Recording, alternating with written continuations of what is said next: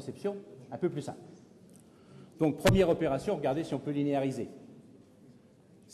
L'hypothèse n'est pas forcément absurde dans la mesure où on a quand même des écarts relativement faibles par rapport au centre. Donc, on peut espérer qu'il est possible de travailler sur un modèle linéarisé. Alors, on a fait, pour vérifier, on prend le modèle non linéaire, on prend le modèle non linéarisé, on envoie la même chose et on compare. Voilà. Alors, vous avez ici la comparaison.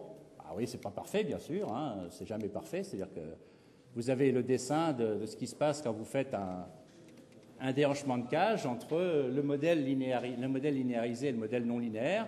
Bon, entre le DCB1, c'est la cage 1, donc là, ça marche tout bien. Puis la cage 5, c'est quand même un petit peu décalé, mais enfin, c'est quand même pas trop. Et on a considéré qu'en première approximation, on allait travailler avec le modèle linéarisé. Voilà. Donc, première approche, le modèle linéarisé. Alors ensuite, ça, c'est la première idée. Deuxième idée, c'est d'aller regarder un peu quelles sont les échelles de temps qu'on trouve dans ce type de procédé. Alors, pour regarder les échelles de temps, vous prenez votre modèle linéarisé du 10e ordre, ça vous donne une grosse matrice 10-10, hein, la matrice d'état du système, et puis cette matrice d'état, vous regardez ses valeurs propres. Puis vous constatez que les valeurs propres, c'est les pôles de la fonction de transfert quand il y a une fonction de transfert. Il n'y a pas de fonction de transfert là parce que je suis multivariable. Mais bon, c'est pareil. Alors, les valeurs propres, vous voyez que vous en avez des qui sont autour de moins 2, moins 2, moins 1, moins quelque chose, quoi, moins 0,5. Hein. Donc des pôles, si vous voulez, pour des fonctions de transfert qui sont autour de moins 1, et puis des trucs qui sont à moins 140, moins 150. Bon, alors vous regardez ce que donnent vos actionnaires, vous dites de toute façon, mes actionnaires, c'est des vérins qui vont bouger là-dessus, ils sont incapables de suivre de telles dynamiques, donc de toute façon, je ne pourrais rien faire là-dessus, je pourrais éventuellement agir à ce niveau-là. Donc on voit bien qu'il y a deux échelles de temps dans ce dispositif, qui est assez logique. Il y a une échelle de temps liée à la rotation, si vous voulez, ou à l'angle alpha, qui sont des variables extrêmement rapides. Hein. Et puis par contre, vous avez le décentrement qui est, lui, beaucoup plus lent. Alors, une méthode alors là qui est bien formalisée et qui est mathématiquement parfaitement justifiée, que vous rencontrez tout le temps en physique, que les physiciens utilisent à tour de bras en général sans le justifier, c'est la méthode dite des perturbations singulières, où on sépare ces échelles de temps. C'est-à-dire qu'on travaille avec la dynamique lente et la dynamique rapide. Voilà.